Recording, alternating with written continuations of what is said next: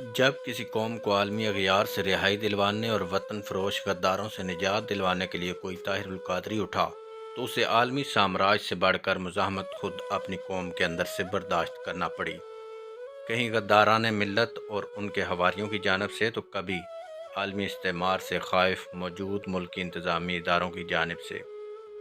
اس کا سبب ایک طرف غداران ملت کی عالمی استعمار کے ساتھ ملی بھگت رہی تو دوسری جانب انتظامی اداروں کو قومی سلامتی اور عالمی استعمار کے شر کا خوف رہا کہ اگر ہم نے غداران ملت سے ہٹ کر کسی محب وطن کو ملکی باغ ڈور سنبھالنے کا موقع فراہم کر دیا تو عالمی طاغوت ہمارے ملک پر چڑھ دوڑیں گے۔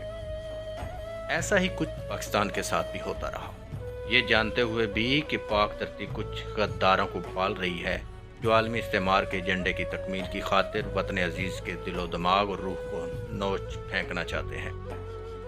افواج پاکستان کو کمزور اور بے بس کرنے کے لیے ایک طرف دہشت گردی کو پروان چڑھا کر افواج پاکستان کو دہشت گردی کی جنگ میں الجھائے رکھا گیا تو دوسری جانب راز سمیت دنیا بھر کی ٹاپ خفیہ ایجنسیاں وطن عزیز کی سالمیت سے کھیلنے کے لیے ملک کے طول و عرض میں پھیلا دی گئیں۔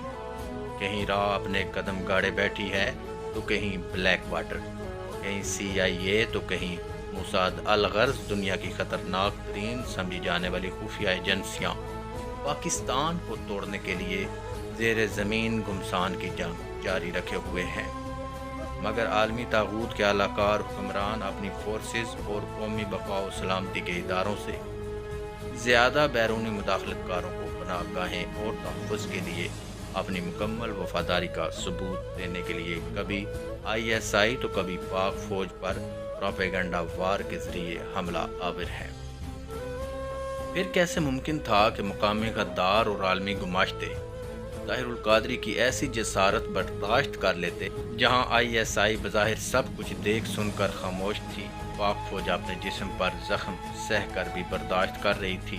طاہر القادری کون ہوتا ہے کہ وہ سیاست نہیں ریاست بچاؤ کا نعرہ لگا کر پوری قوم کو اپنی قومی سلامتی کے اداروں کے پیچھے کھڑا کر کے عالمی سامراج کی کامیاب ترین اسٹریٹجی کو یکدم ناکام بنا دے۔ سانحہ ماڈل ٹاؤن اسی جرم کی سزا تھی جہاں مقامی غداروں اور عالمی سامراج کے گٹھ جوڑ سے خون کی ہولی کھیلی گئی، مگر تمام ریاستی ادارے بھی بے بس ہو کر اس قتل عام کا تماشا دیکھتے رہے۔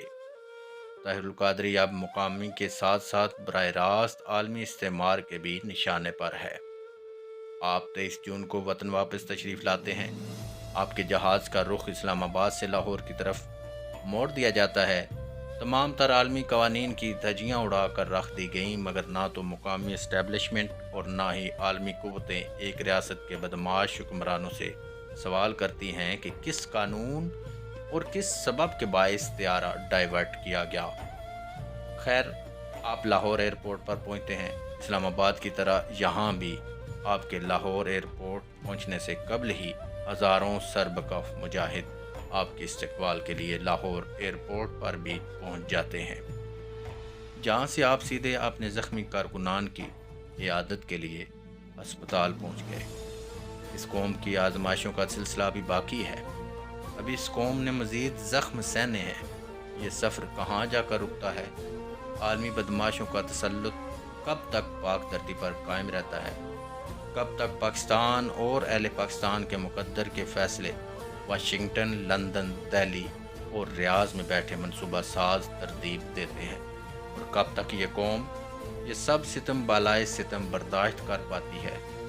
عالمی استعمار کے موروں کو بطور حکمران خود پر مسلط کر کے اپنی عزت و آزادی کو گروی رکھنے میں بطور ایک مورا استعمال ہوتی ہے۔ یہ سب جاننے کے لیے ساتھ رہیے گا، آنے والی اقساط میں مزید تفصیل بیان کی جائے گی۔ اگر آپ ہمارے چینل پر نئے ہیں تو چینل کو سبسکرائب کریں، ویڈیو کو لائک اور شیئر ضرور کریں۔